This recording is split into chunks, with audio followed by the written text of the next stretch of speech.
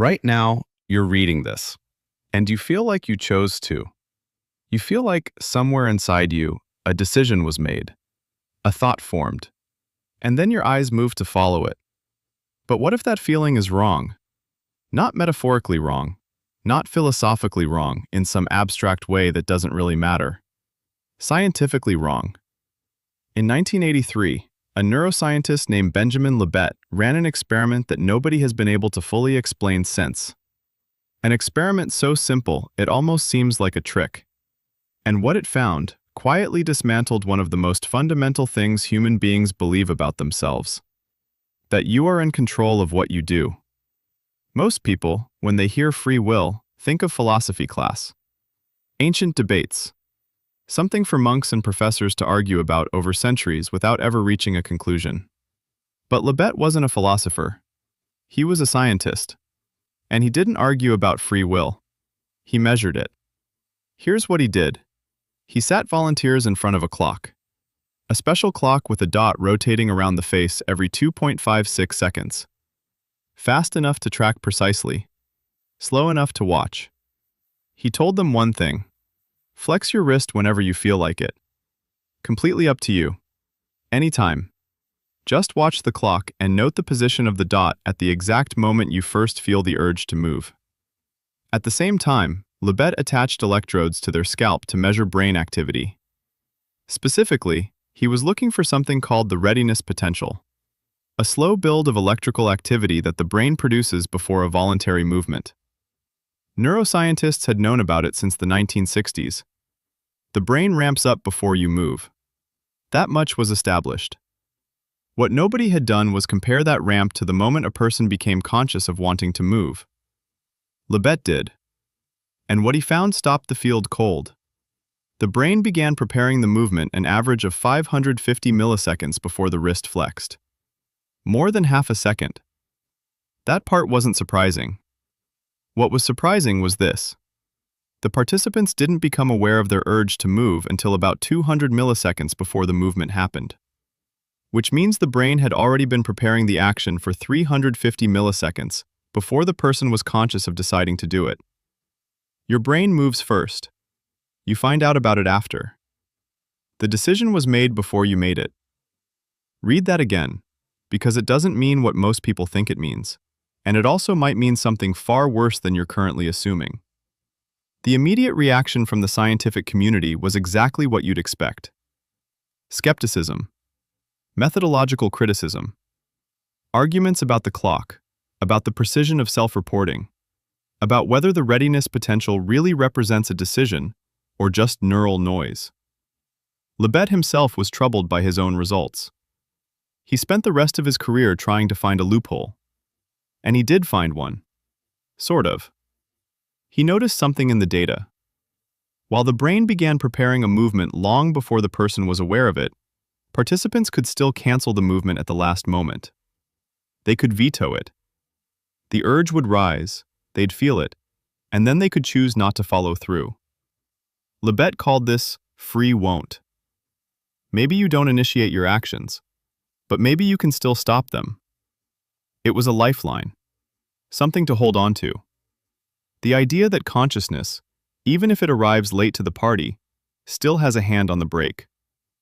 But then other scientists started pushing harder.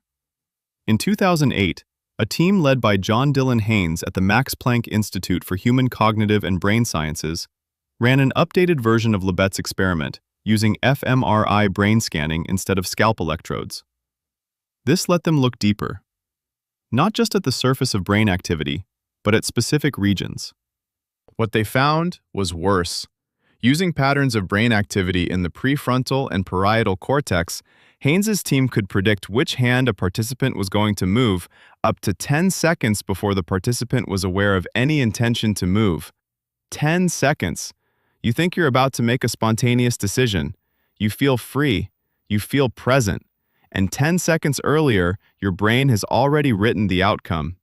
The conscious experience of deciding, that moment you feel like you're choosing, may be something your brain generates after the fact, a story it tells you, a feeling of authorship attached to an action that was already underway. You are not the writer of your actions. You might be the narrator, reading them out loud as they happen. Now here's where it gets complicated, because some neuroscientists and philosophers pushed back hard on this interpretation, not on the data held up, but on what the data actually means. Libet's clock method relies on people accurately reporting when they first felt an urge, but the act of watching a clock and waiting to report a feeling is itself a strange, artificial task. Normal human decisions don't happen like that. You don't sit in a chair waiting to flex your wrist. You respond to environments, emotions, conversations, pressures. And there's a deeper problem. The readiness potential might not be a decision signal at all. In 2012, neuroscientist Aaron Scherger published a paper arguing that the readiness potential isn't the brain preparing a specific action, it's random neural fluctuations crossing a threshold. The brain is always generating low-level noise. Sometimes that noise tips over into movement. What Libet measured might be the moment random firing became strong enough to produce action, not a hidden decision being made. If Scherger is right, the brain isn't secretly deciding before you do.